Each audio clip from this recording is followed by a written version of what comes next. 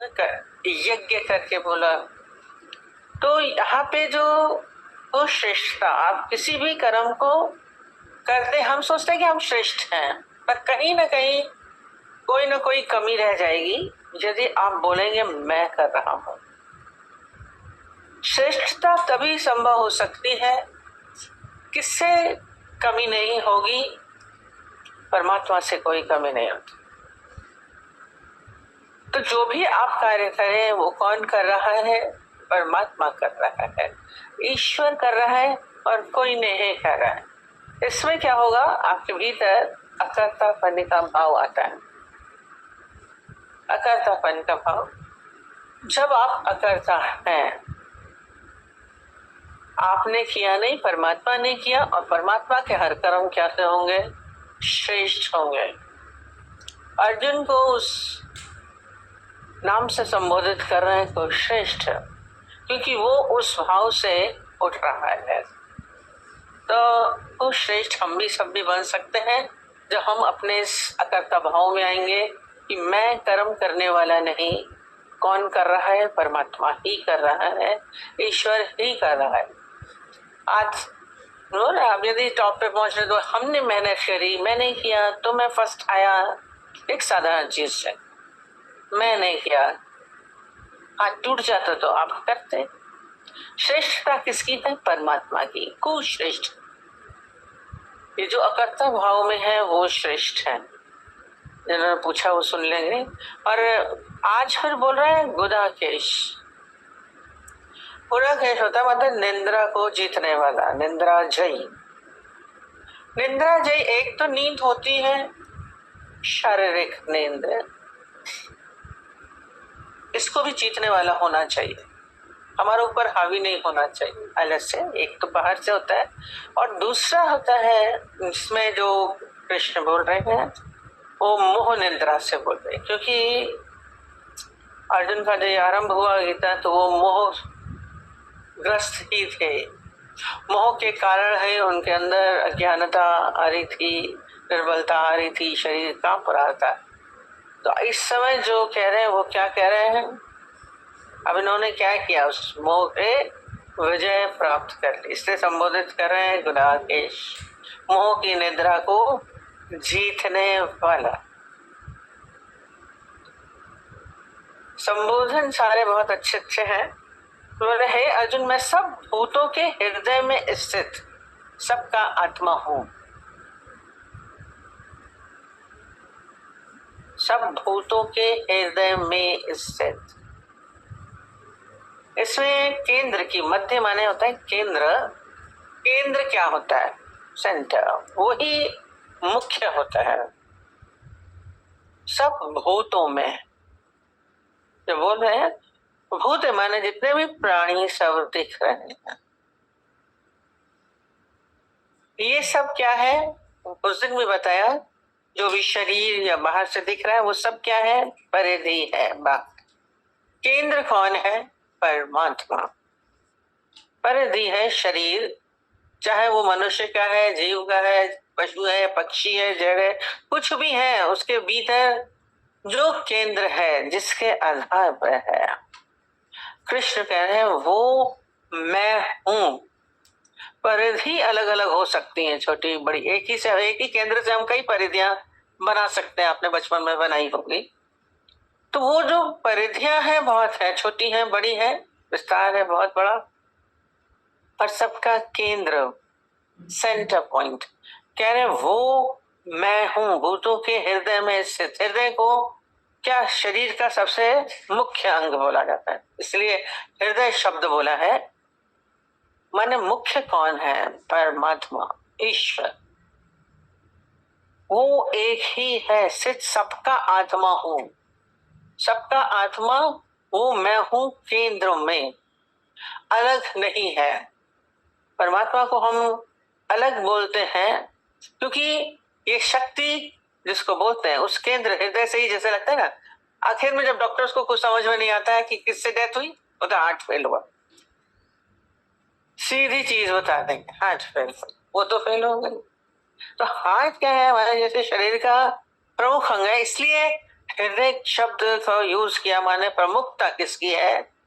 परमात्मा की है। सेंटर पॉइंट वही है, हृदय में स्थित। हृदय बीच में है, शरीर बाहर है, परिधि बाहर होती है, केंद्र भीतर है। और देखना हमें क्या है? उस भीतर पॉइंट को, उस परमात्मा में, क्योंकि वो दिखता नहीं है। जैसे ये मकान है, हमें जो दीवारें हैं सारी चारों तरफ, ये परिधि है, इसके बीच में क्या है? आप हैं, आप नहीं दिख रहे, बीच में है वो। ऐसे ही हमको सारा समय क्या दिखता है? बाहर की परिधियां, काला गोरा, बड़ा छोटा, अच्छा बुरा, गलत सही, सब दिख रहा है, परिधियां दिख रही हैं। पर क्या है वो? सेंटर, उसको हम नहीं देख पाते हैं। अब करना क्या है कि हमें अपने ध्यान को उस केंद्र में ले जाना। प्रयत्न सारा ज्ञान का क्या है? परिधियों में हम लोग बहुत दिन जी लिए, परिधियों में बहुत जी लिए, पर जब इस स्थिति में आते हैं तो उस केंद्र में जाना। जिसने केंद्र में आया उसने ही परमात्मा को जाना। मैं कौन हूं? बड़ा आश्चर्य है कि मनुष्य स्वयं को नहीं जानता। मैं कौन हूं? मैं कौन हूं? आप जानते हैं कि मैं कौन हूं? जानते? बोले वो जानता है। अक्सर ही हम बोलते रहो, मैं ऐसे पूछते थे हु आर यू, तो हर व्यक्ति बोलता मैं जानता हूं। आप अपने नाम से जानते हैं, अपने शरीर के हिसाब से, आप स्त्री हैं, आप पुरुष हैं, आप पद से जानते हैं अपने को कि मैं हूं। क्या वो वास्तव में है? एक बाहर से भी देखा जाए तो क्या आपने अपने आप को देखा है? तो बोलेंगे हाँ देखा। देखा नहीं, आपने तो आईने में देखा।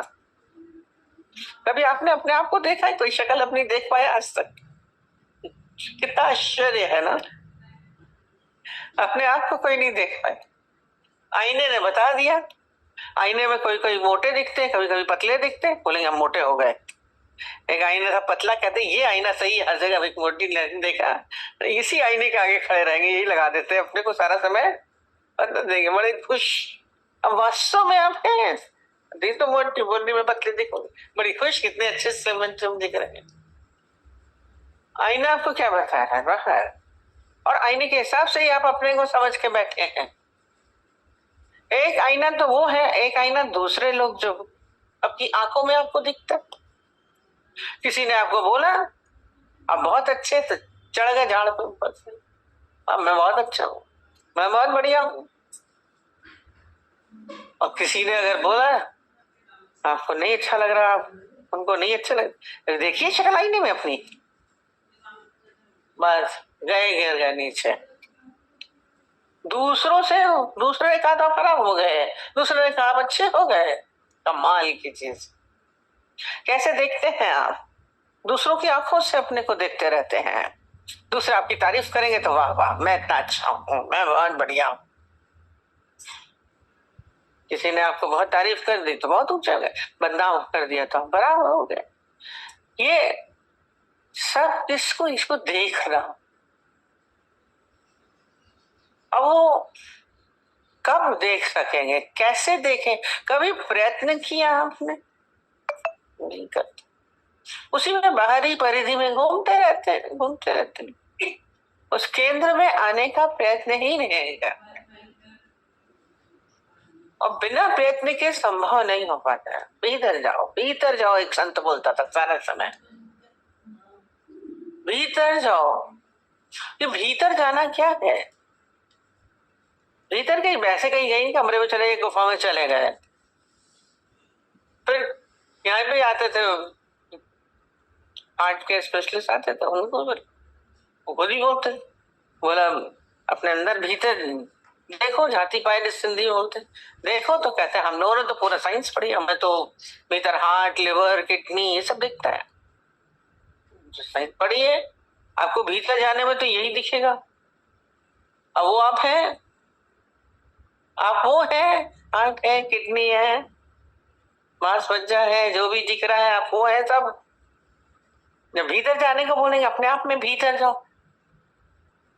कभी प्रयत्न भी नहीं करते, कभी प्रश्न भी नहीं इस तरीके का नहीं उठते आपके भीतर कि कैसे जाए। और अभी अंदर भीतर जाने के लिए बोलेंगे तो बढ़िया सो जाएंगे, इतनी अच्छी नींद आएगी, वह आपने बिल्कुल ध्यान लगा दिया। जागृत जागना, भीतर एहसास होना चाहिए कि कौन बोल रहा है, कौन चल रहा है। आपको अपना शरीर अलग दिखना चाहिए,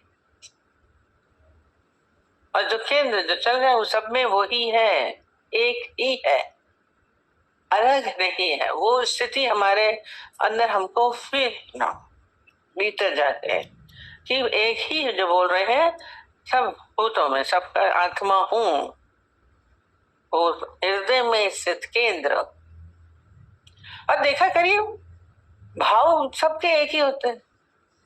हंसता आदमी, हर व्यक्ति एक ही जैसा है, खुश एक ही जैसे होते हैं, दुखी एक ही जैसे, दूर से पता चल जाएगा दुखी है, ये बहुत खुश है। पशु पक्षी भी दिखते हैं, खुश होते हैं तो अलग दिखते हैं, नाचेंगे चाहे कूदे। हमें तो पक्षियों का समझ में नहीं आता, पक्षी पाला तो पक्षी भी खुश होते हैं तो पंख उड़ाते हैं, बहुत अच्छे। उदास होते हैं तो बैठ जाते हैं, एक ही नहीं है। और कई बार आपने बोला उधर उस तक पहुंच जाता है। आप किसी के लिए खराब भाव रखेंगे, दूसरे तक खराब भाव पहुंच जाएगा, वो आपसे अच्छा व्यवहार नहीं करेगा। करके देखिए, एक ही है, परमात्मा ही है। ये ऐसे आपको हर समय फील होना चाहिए कि परमात्मा ही है, मैं सब भूतों के हृदय में स्थित सबका आत्मा हूं। आत्मा वही है, जैसे कितनी बार वही बात चलती, एक ही है, जैसे बिजली क्या है,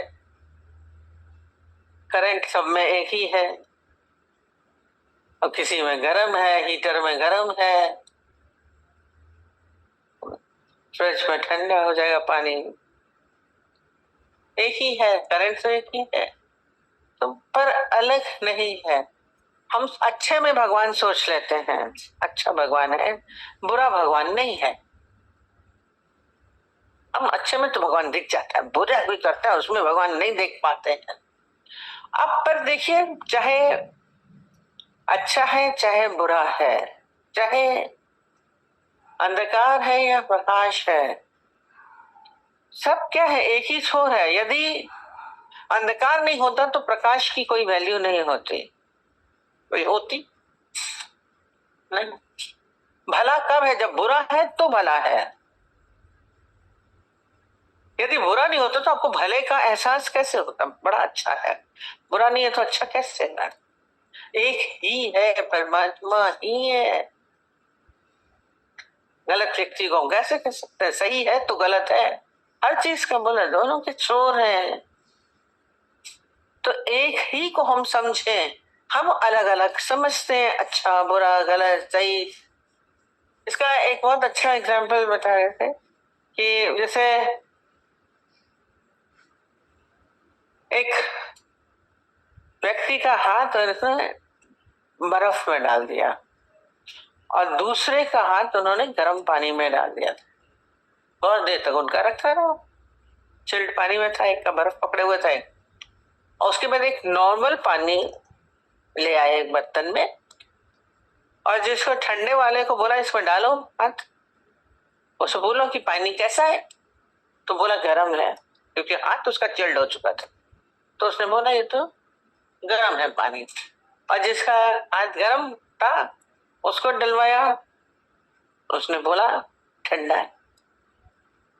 पानी तो एक ही था, पानी तो एक ही था, नॉर्मल एक ही, न ठंडा न गर्म।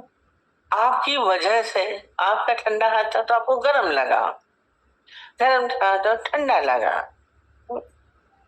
तो ये सब हमारे अपने ही विचारों से हम संसार को अलग अलग करके देखे हैं, भगवान को भी अलग करके देखते हैं, व्यक्तियों को भी अलग करके देखते हैं, पर है तो एक ही परमात्मा। मैं ही स्थित हूँ, आत्मा हूँ, स्थित सबका आत्मा, अलग नहीं है, अच्छा बुरा नहीं है, गलत सही नहीं है। जब आपके भीतर ये भाव आ जाएगा तो आपका चित्त क्या हो जाए, उसी में ही स्थित होने लगेगा। फिर बोल रहे हैं संपूर्ण भूतों का आदि मध्य अंत भी मैं ही हूं। आदि मध्य अंत माने जैसे पैदा करने वाला भी मैं, पालने वाला भी मैं, मारने वाला भी मैं। इसमें आदि मध्य उत्पन्न करता है, जैसे लहर होती है ना, उत्पन्न हुई सागर से, फिर बढ़ी आगे बढ़ी, फिर विलीन हो गई। आदि उत्पन्न है, फिर बढ़ी आगे विस्तार हुआ उसका, मध्य है, फिर विलयन था, अंत है। तो बोले सब भूतों का आदि मध्य अंत मैं ही हूं। अब बोलेंगे मारा उसने, उसने गोली मार दी, उसने मारा,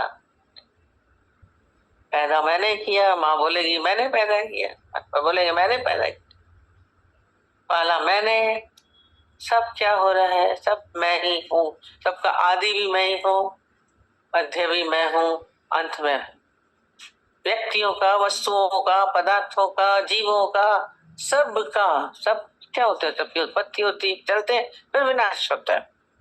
ये प्रकृति का नियम है। बोलते मनुष्य का भी ऐसा होता है, पहले जन्म होता है, फिर विकास होता है, फिर ह्रास होता है, फिर अंत होता है। ये संसार का चल रहा है, पर वो सब क्या है, बोलने सब मैं ही हूं, लहरों की तरह, अलग नहीं है। उस माने क्या है, इसमें सारा समय इस शरीर के भाव से अपने को हटा के उसमें स्थित होना, परमात्मा में स्थित होना। जैसे राजा जनक को इसलिए क्या बोलते हैं, विदेही। जो विदेही, जो देह में नहीं है, वो माने क्या है, वो परमात्मा में। उसका ध्यान क्या है, उस शरीर से विलग हो गया, अलग हो गया। जब आप शरीर से आपकी विलगता हो जाएगी भीतर से, वैसे नहीं समझेंगे, तो मैं जो शरीर मान के बैठा हूं, ऐसा एहसास आपका खत्म होगा, तो फिर आपको संसार में दुख सुख लाभ हानि अच्छा बुरा सब आप द्वंद्वी जोड़ों से ऊपर हो जाएगा। अंदर में विदेही बोला, शरीर से उपरामता। तो बोले आपको विदेही क्यों बोलता है, शरीर में तो आप है। राजा जनक से पूछा कि आप तो शरीर में हैं, फिर विदेही कैसे बोला जाता है कि शरीर में नहीं है। तो राजा जनक इस उस समय मंत्री ने ही पूछा था, बहुत प्रिय मंत्री था, ऐसे आंसर देते तो शायद समझ में नहीं आता। उन्होंने थोड़ी देर के बाद शाम तक, इस दिन सुबह पूछा था, शाम को अचानक ही जबरदस्ती किसी से नाराज होके तो बोला तुम्हें शाम तक फांसी की सजा देंगे, फांसी की सजा दी जाएगी तुम्हें। मैं अच्छा, मैंने कुछ खास ऐसा बुरा नहीं कि फांसी की सजा मुझे दी जाए, अब कहे क्या। फिर दूसरा दिन सुबह हुआ, बोला तुम मेरे बहुत अच्छे मंत्री, तुमने मेरी बहुत सेवा करी, अब तुमने गलत किया है तो फांसी की सजा दे रहा हूं, पर तुमने इतनी जिंदगी मेरी बहुत अच्छा मेरे साथ रहे, तुम बहुत अच्छे सलाहकार थे मेरे, तो मैं सोच रहा हूँ कि तुम्हारे जाते जाते तुम्हारे लिए बहुत अच्छा भोज करूं, मैं मेरी तरफ से तुम खाना खाना। तो बहुत खुश था, बोला पर मरना तो है ही है, अब भोजन से क्या। और बड़ी तैयारी हुई, उसके 56 प्रकार के भोजन बनाए। और राजा अंदर गया, जो कुक थे उनके रसोइये, उनको जाके बोल के आया कि किसी भी खाने में नमक नहीं डालना, नमक वाला खाने में नमक नहीं डालना। उन लोगों ने, राजा ने बोला तो बनाया, इतना अच्छा अच्छा भोजन बनाया, पर नमक नहीं डाला। और भोजन पे दिन में जब वो बैठा खाने के लिए, शाम को फांसी की सजा होनी थी उसको, और वो खा तो रहा था, बढ़िया बढ़िया भोजन था, राजा बैठा था साथ में दोनों खा रहे थे। और जब भोजन समाप्त हुआ तो राजा ने बोला भोजन कैसा था, बढ़िया था भोजन, अच्छा लगा। नेशनल डिश बनवाते हैं तो पूछते हैं। बोला राजा साहब आप भी क्या बात पूछ रहे, मेरे दिमाग में तो फांसी लगी पड़ी कि मुझे मरना है, मेरे को आपके भोजन का स्वाद क्या आएगा, क्या था। यार फीका था खाना, समझ में नहीं आया? नहीं। अच्छा मीठा नहीं समझ में आया, कुछ समझ में नहीं आया। बोला ये अब समझ में आया, मुझे कह रहे हो आप विधेयी कैसे? ये तो मैंने सब खेल किया। शरीर से अच्छा बुरा लगता है, टेस्ट आ रहा है, हमारे सारे रस चले गए। शरीर के जो रस हम समझते हैं वो सारे रस हमारे क्या हुए? समाप्त हुए। अब मेरे भीतर संसार से शरीर से विलकता होते ही संभव हो सकता, नहीं तो हम कहीं न कहीं अटक जाते। तो शारीरिक आकर्षण रस हमें अपनी ओर खींचते हैं। शरीर का स्वभाव है वो तो बाहर है, परिधि है, उसमें अच्छा बुरा सब होता है, टूट फूट भी होगी दीवार में, सब में होगा। मैं अलग हूं, तो हम उस स्थिति में आएंगे। ये होती विधेय, शरीर से उपरांता। शरीर से उपरांता होते ही आप क्या हो जाएंगे? उस केंद्र में आ जाएंगे। दोनों एक साथ है। आप केंद्र में आए, शरीर छूटा, शरीर से अलग किया तो आप केंद्र में आए। हम परिधि पे पकड़े रहेंगे तो हम केंद्र में नहीं आ पाएंगे, और केंद्र में हैं तो परिधि पे अलग है। ये परमात्मिक भाव में आने की स्थिति, फिर आपके जीवन के सारे आकर्षण रस रसमय महफूज हो गया। फिर बाहर के रसों में आपका आकर्षण स्वतः ही क्षीण हो जाएगा, करने की जरूरत नहीं पड़ेगी। अब हम कैसे करें? मन जाता है, विषयों में जाता है, रसों में जाता है। जब तक आप जीव भाव में हैं तो ये दौड़ता रहेगा। बोले उम्र का तकाजा है, उम्र से मतलब नहीं होता। बुढ़ापे तक खाने का रस, मरने समय तक भी हमने बोला मछली में रस जाता था। रस नहीं छूटते हैं, शरीर से जुड़न है तो रस नहीं छूटेंगे, संसार के आकर्षण नहीं छूटेंगे। जब केंद्र में आएगा तो सब व्यर्थ हो जाएगा। केंद्र में स्वयं में स्थिति हो गई, आप आनंद में अवस्था में रहेंगे। आदि भी मैं, मध्य भी मैं, अंत भी मैं, कुछ रहता नहीं है। अपने भीतर इस भाव को भाव में लाना है। ये भूतों का, भूत हम रोज बोलते हैं, भूत नहीं, भूत प्राणी जो भी दिख रहा है, भूत प्राणी। मनुष्य में मैं स्थित हूं। मैं बोलते कैपिटल आई, मैं अलग अलग नहीं। उस परमात्मिक मैं में आना है, ईश्वरीय मैं में, उस अस्तित्व में हमें अपने को अनुभव करना है। सारा समय गीता में यही चलता रहेगा। पर इस स्थिति में आके आपकी स्थिति बन जाएगी। तो केंद्र में आप आ जाएंगे, उस स्थिति में जीवन अपने आप चेंज हो जाएगा। ये जो दुखी सुखी हो रहे हैं, हलचल हो रही है, मान अपमान लग रहा है, आपके भीतर से सब खिसक जाएगा। करने की मेहनत करने की जरूरत नहीं पड़ेगी। आज हम क्रोध को हटा रहे हैं, आज हम बुरा लग रहा है तो हम हटा रहे हैं, अपमान लग रहा है तो हम हटा रहे हैं। ये कर्ता का भाव ही नहीं है, और कर्ता का भाव नहीं है तो थकावट भी नहीं, फिर थकावट भी नहीं आती। थकावट आती ही किस लिए है? शरीर में, हमने रोज बोलते हैं थकावट शब्द डिक्शनरी में नहीं था। अपने अंदर से इसको हटाना। बीमार है तब अलग चीज है, नहीं तो थकावट नहीं है। उसने बोला शादी में तब करती रहती हैं औरतें, उस समय आभास नहीं होता। क्यों नहीं थकती हैं? उस समय मूड में होती है, अपने शरीर से उपरमता है। और जहां जीव भाव में आते ही मैंने किया बोल रहे हैं, उस समय आ गए। उस समय भी अब हटा दीजिए तो उस समय भी नहीं आएगी, फिर वो आपके अंदर से हलचल गायब हो जाएगी। प्रश्न क्या था? बहुत सारे प्रश्न थे, बोलिए, रिपीट कर। कर्म कौन भोगता है? क्या बोला था?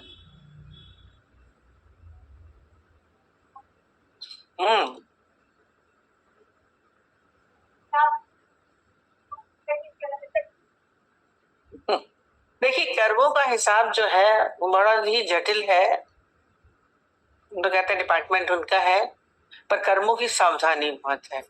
और अभी कर्मों की सावधानी आप करते जाएंगे तब भी अनजाने में भी चींटी मर गई और चोट लग गई। किसी के अपने मरना भी जाने, हमने बोलते चुन्नी होगी उसकी आंख में चली गई, कितने दिन तक लाल रही उसकी आंख।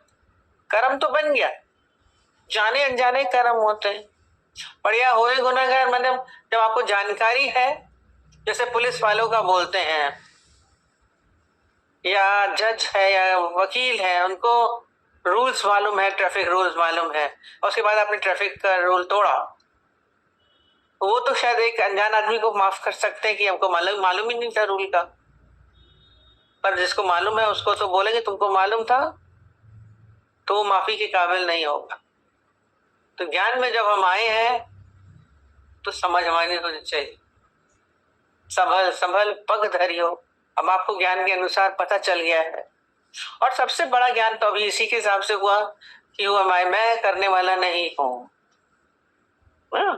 जब आप करने वाले नहीं है, इसीलिए को श्रेष्ठ बोला अर्जुन को, जब वो करने वाला नहीं तो उसके सब कर्म श्रेष्ठ ही होंगे, गलत होंगे ही नहीं।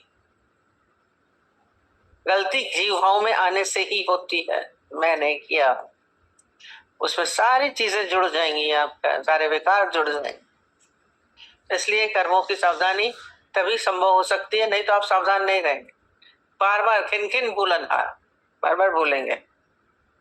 तो सारा समय अपने को ही हटाना है, इसलिए ज्ञानी चित्त शांत स्थिर हो जाता है। दूसरा क्या था? मैच्योरिटी।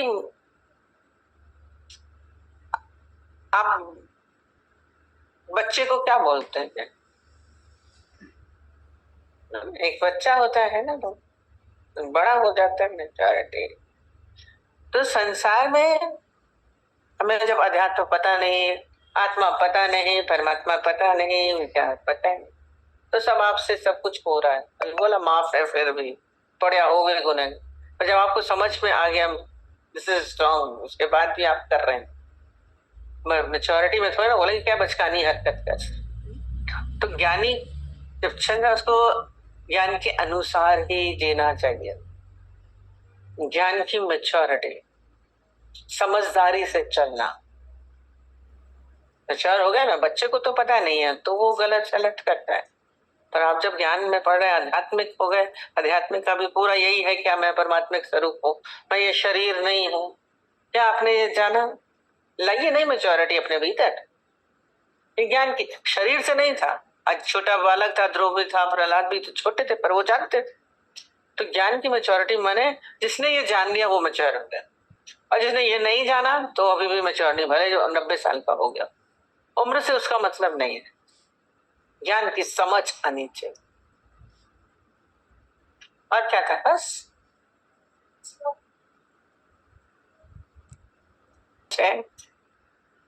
कि मैंने नहीं किया। फिर जब आपने किया नहीं, फिर किसने किया? जब बोल रहे हैं तो फिर भगवान ने किया।